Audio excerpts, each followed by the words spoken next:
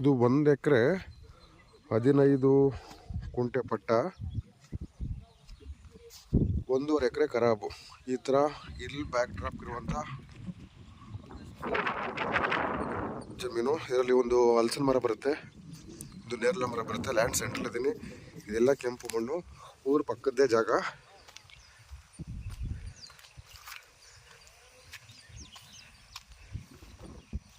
ಇದರಲ್ಲಿ ಒಂದು ಬಾವಿ ಕೂಡ ಬರುತ್ತೆ. ಇದು ಬರುತ್ತಲ್ಲ, ಸೊ 2 ಪ್ಲೇಸ್ ಏನು ಕಾಣಿಸ್ತಾ ಇದೆ ಈ ಊರು ಪಕ್ಕದ್ದು. 1 ಎಕರೆ 15 ಕುಂಟೆ ಪಟ್ಟ, 1 ಎಕರೆ 20 ಕುಂಟೆ ಖರಾಬು. ಟಾರೋಡಿಂದ ಆಕ್ಸಸ್ಸು ರೋಡ್ ತೋರಿಸ್ತೀನಿ.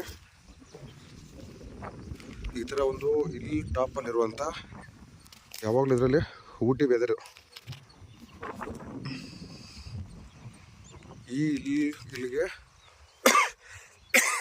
ಅಟ್ಯಾಚ್ ಆಗಿರುವಂಥ ಲ್ಯಾಂಡು ನಿಮಗೆ ಡೆಂಕ್ನಿ ಕೋಟೆಯಿಂದ 29 ಕಿಲೋಮೀಟರ್ ಆಗುತ್ತೆ ಈ ಊರಿಗೆ. ಇದರಲ್ಲಿ ಒಂದು ಬಾವಿ ಕೂಡ ಇದೆ. ಫ್ರಂಟಲ್ಲಿ ತೋರಿಸ್ತೀನಿ, ಅದು ಮೇಲ್ಗಡೆ ಗಿಡ ಬೆಳ್ಕೊಂಡಿದ್ರಿಂದ ಕಾಣಿಸ್ತಾ ಇಲ್ಲ. ಯಾವಾಗಲೂ ಈ ಥರ ಗಾಳಿ ಬೀಸ್ತಿರುವಂಥದ್ದು. ಟೆಂಪರೇಚರ್ ಬಿಲೋ 20 ಡಿಗ್ರಿ ಸೆಲ್ಸಿಯಸ್ ಇಲ್ಲಿರೋದು ಯಾವಾಗಲೂ. ಊಟಿ ವೆದರು. ಇದು ಪಟ್ಟ ಲ್ಯಾಂಡ್ ಬರುತ್ತೆ.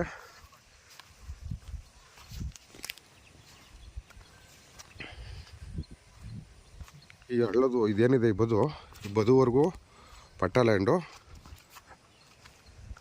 ಇದಾದ್ಮೇಲೆ ಈ ಕಡೆ ಇದೆ ಹಳ್ಳ.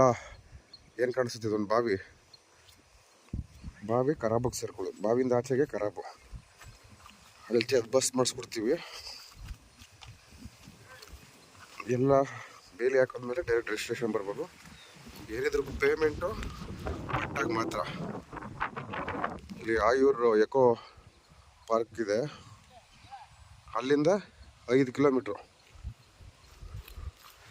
ನೀರಿಗೆ ಏನು ಸಮಸ್ಯೆ ಇಲ್ಲ. ನೋಡಿದರೆ ನ್ಯಾಚುರಲ್ ಆಗಿರುವಂಥ ಇದೊಂದು ಬಾವಿ. ಸ್ವಲ್ಪ ಲ್ಯಾಂಡ್ಸ್ಕೇಪ್ JCB ಕೆಲಸ ಇದೆ. ಇದನ್ನು ಮಾಡಿಸ್ಕೊಂಡ್ರೆ